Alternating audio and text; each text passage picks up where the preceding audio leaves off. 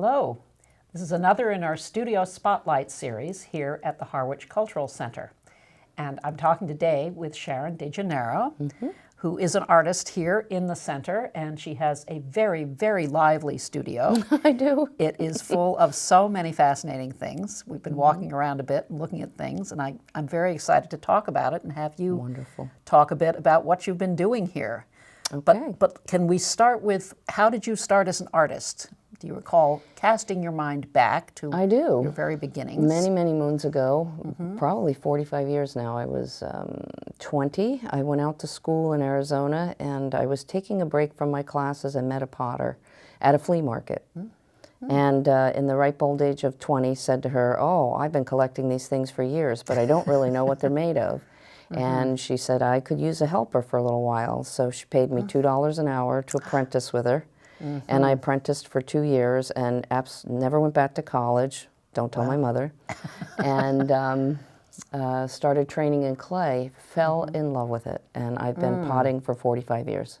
Wonderful, wonderful. And I understand you have your own kilns. You have everything you need. Yes. Okay. So you've been doing that for a long time. Yes. I dragged the kilns from Windsor, New York over to here about a year and a half ago.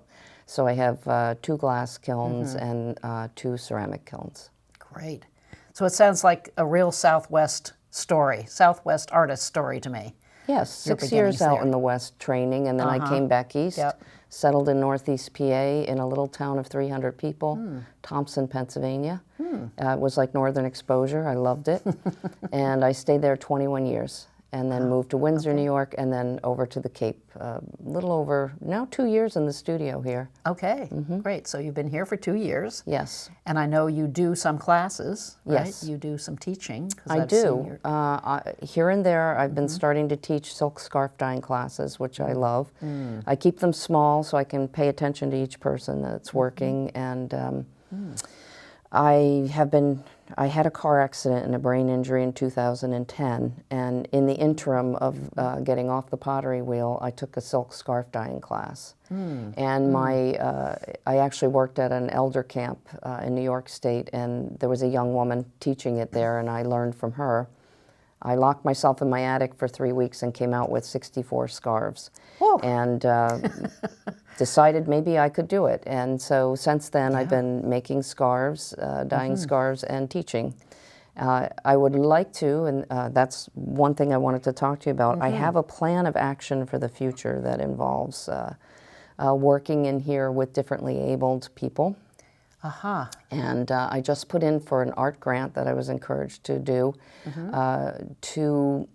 It will provide me with a mini-me, a person to be my brain, to put together I'll put together the program, but the person will help facilitate it.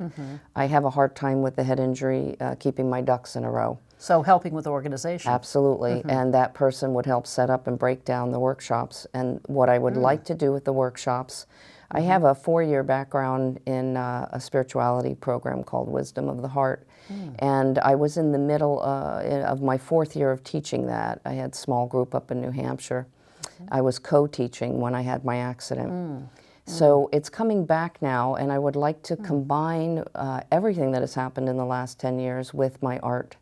So I am part of the traumatic brain injury support group, and the classes are not just for brain injured people, but for anyone who is differently abled, who's on a different path. And so I want to design them to be 2.5 to 3 hour workshops where we're actually working with a theme like grief and you know, the changes that have happened for a person, the sudden changes. And so the first hour, hour and a half may be in the talking stage of processing what it is like to be differently abled, and then to move that into one of my mediums in the room. So I'm working with tile right now. Yes. And I would like to, if that's the medium that we happen to be working in, if I was thinking with grief that I might work with the silk dyeing. So then after processing for an hour and a half, we would each have something in front of us that we could work with color and texture and turn it into something that is actually solid that you go home with, that represents what you are working through in your life, your journey, your life journey at the present moment. And so I just applied for the grant. I don't know if I'll get it, but I'm hoping that I do. That it's my shortcoming is being able to keep the ducks in a row. I can create all day long. I can't figure out how to sell it. I can't figure out how to get it to some place. I see. Okay. But if you put something in front of me, I will happily turn it into something. It's keeping it organized that I struggle with. Well, there's so many different beautiful, beautiful works of art here, and just walking around and seeing them is exciting. I'm laughing because it's my bouncing brain, and I've learned to work with a bouncing brain. So creative. Yes, I was always creative. Yes, but it's taken a different route, or many different routes, it looks like. Yes. Yeah. So the scarves sort of started you off in this new direction. And glass. And glass, and you're doing lots with tiles. Yes. Yeah. I'll bounce back to the glass briefly. Okay. In the middle of going through the head injury, which was pretty intense for a number of years, as therapy, I took a jewelry making class in glass. And they threw me out of occupational therapy. They said they could not compete. And so I started learning jewelry and fell in love with it. So expanded to night lights, expanded to glass pieces that go on the tile, little pieces that I can adapt into it.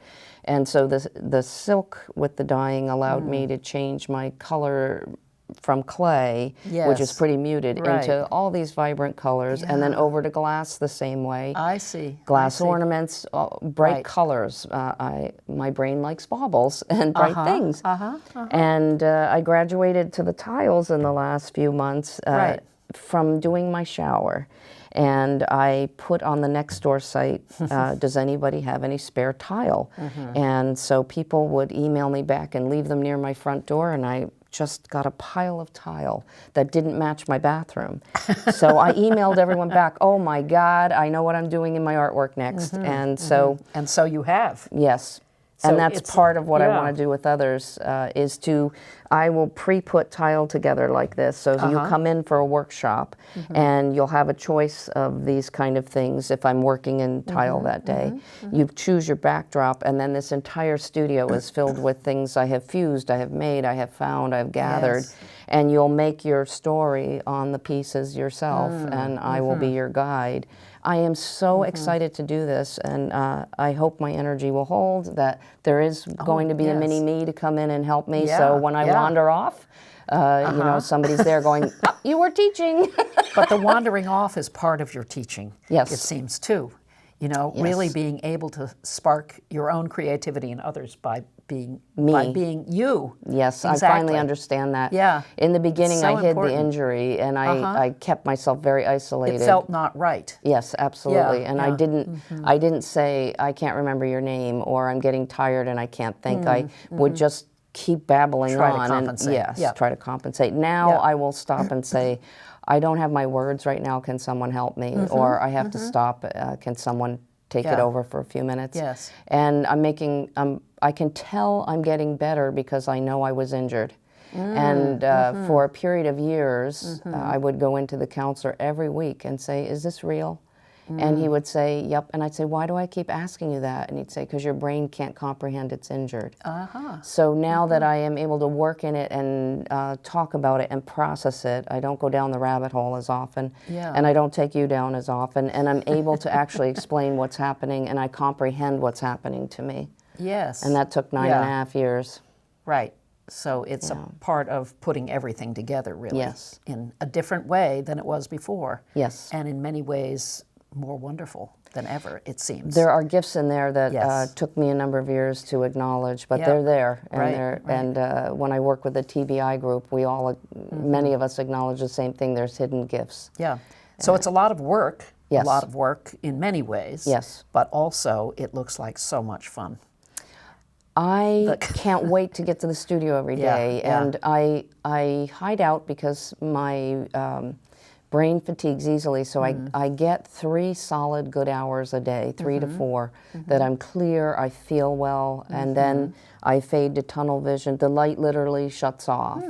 And if I keep going, the day is shot, and sometimes days are shot. I have to stop, I have to sleep, I have to shut it all down, the cognitive.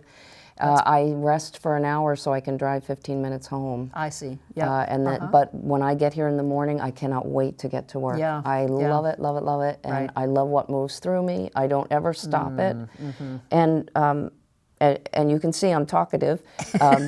But when you go around the room, everything is out, and it's a busy room, and It is. Yeah. teaching differently abled people, it's going to be a challenge. Lighting affects people, sound affects people, too many stimulus affects people. And in the beginning, I covered, just like covering the injury, I covered everything so it wouldn't cut down on the overwhelm me. stimulation. Right. But then I didn't know I owned it.